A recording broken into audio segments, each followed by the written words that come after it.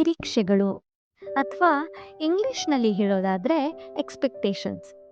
ಈ ಒಂದು ಶಬ್ದದೊಳಗೆ ಎಷ್ಟು ದುಃಖ, ನಿರಾಸೆ ಅಡಗಿರುತ್ತೆ ಅನ್ನೋದನ್ನ ಕೆಲವೊಮ್ಮೆ ನಾವು ಯೋಚಿಸೋದೇ ಇಲ್ಲ.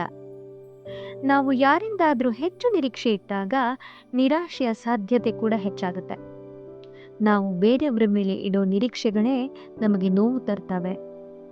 ಅವರು ನಮ್ಮತ್ತ ಕಾಳಜಿ ತೋರಿಸ್ಬೇಕು ಅಂತ ನಿರೀಕ್ಷೆ, ಅವರು ನಮ್ಮ ಮಾತು ಕೇಳಬೇಕು ಅಂತ ನಿರೀಕ್ಷೆ, ಅವರು ನಮ್ಮನ್ನ ಹೊಗಳ್ಬೇಕು, ಬೆಲೆ ಕೊಡಬೇಕು ಅನ್ನೋ ನಿರೀಕ್ಷೆ.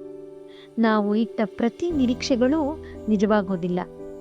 ನಾವು ಯಾವುದೇ ಕೆಲಸವನ್ನ ಚೆನ್ನಾಗಿ ಮಾಡಿದ್ರೂ ಕೆಲವೊಮ್ಮೆ ಜನ ಅದನ್ನ ಒಪ್ಕೊಳ್ಳೋದಿಲ್ಲ.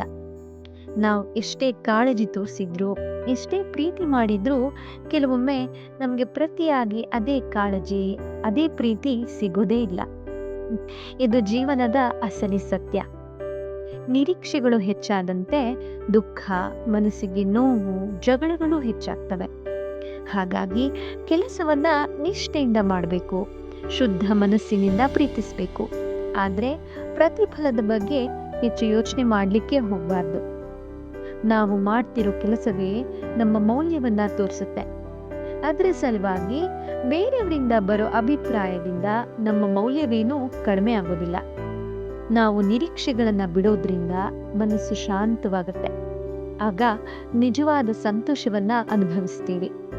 ಹಾಗಾಗಿ ಇನ್ನೊಬ್ಬರಿಂದ ನಿರೀಕ್ಷಿಸೋದನ್ನ ಬಿಟ್ಟಾಗ ನಮ್ಮೊಳಗಿನ ಶಕ್ತಿ ಸ್ವತಂತ್ರವಾಗಿ ಹರಿಯೋದಕ್ಕೆ ಅವಕಾಶ ಸಿಗುತ್ತೆ.